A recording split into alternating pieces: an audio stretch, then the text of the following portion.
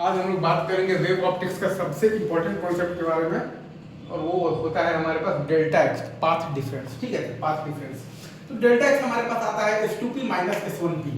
Delta x हमारे पास आता है S2P माइनस S1P। सबसे रॉ फॉर्म में आप अगर लिखिएगा तो आपके पास डेल्टा एक्स आ जाएगा under root of the D square plus Y और प्लस डी बाई टू का होल स्क्वायर और minus under root of D square और plus Y minus D by two का होल स्क्वायर।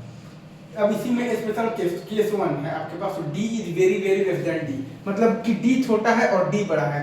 मतलब कि किसी भी एक पॉइंट पी तक जाना है तो दोनों रेस ऑलमोस्ट पैरेलल ही जाएगा। मतलब कि एक फिक्स पॉइंट के बाद तो पाथ डिफरेंस जीरो होगा, जो भी पाथ डिफरेंस होगा वो उस फिक्स पॉइंट के पहले ही होगा, और वो बेसिकली आपके पास कितना होगा, तो डी साइन थीटा होगा। तो डेल्टा एक्स बराबर आ जाएगा आपके पास डी साइन थीटा। अब आता है आपके पास केस टू।